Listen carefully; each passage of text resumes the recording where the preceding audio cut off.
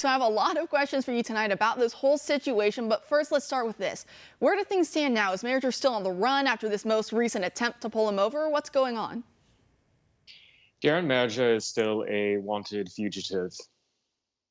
So he's still wanted, he's still out there for the cops. So I alluded to it a little bit earlier, but talk to us about perhaps his criminal rap sheet and how he's been known to police now for many years. Yeah, I'll refer to Merger using her preferred pronouns she, her. She's also legally female in the state of California.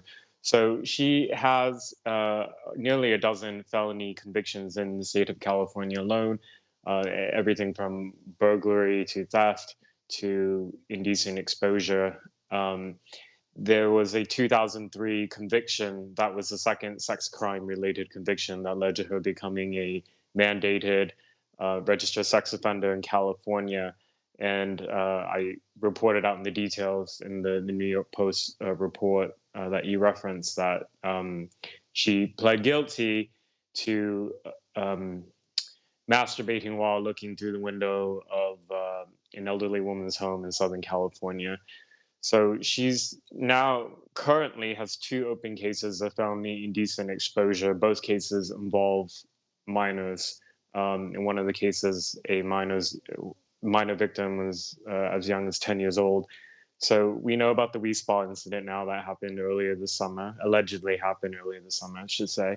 But in 2018, it's very similar allegations in that there was in the changing room of a swimming pool in West Hollywood, women's changing room, that the victims there alleged that she was erect. And that was also an allegation made in the Wee Spa incident.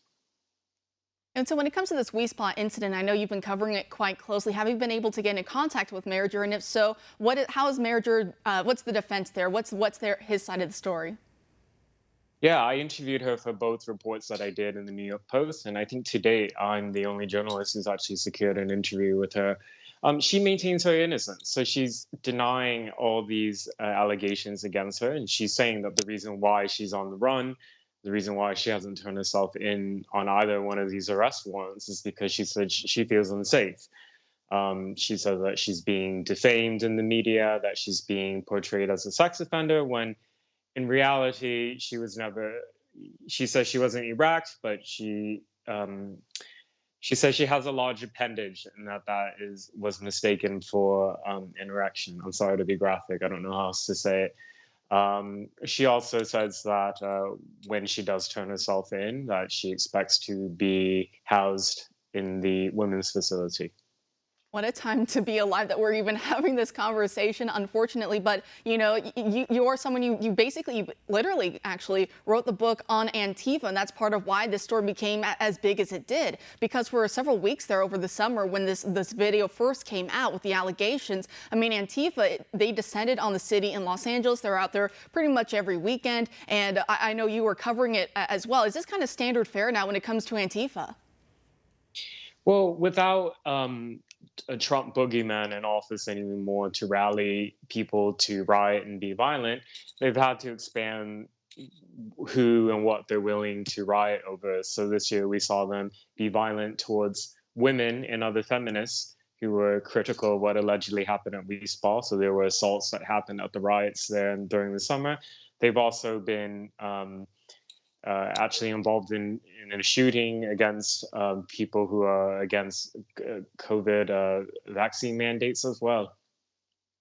And so when it comes to it, I mean, we've known for a while now that Antifa, that the media, that the Democrats, and that even our spy agencies, they say it's just a myth, you know, that it's this decentralized groups of just random people, but it's not really a threat to our nation. But of course, I mean, you look at the trail of destruction that they leave in their wake. But I mean, the media, not only did they cover for Antifa, but now they're covering for Merger from the very beginning with the Wee Spa incident. They're saying that this may have been just a hoax to drum up fear against transgender individuals. So now with everything that's come out with these charges that have been brought forward, and of course you're reporting on it, have you heard any kind of retraction from anyone in the media, anyone who's propagating this idea that it was just a hoax and that the video itself was false?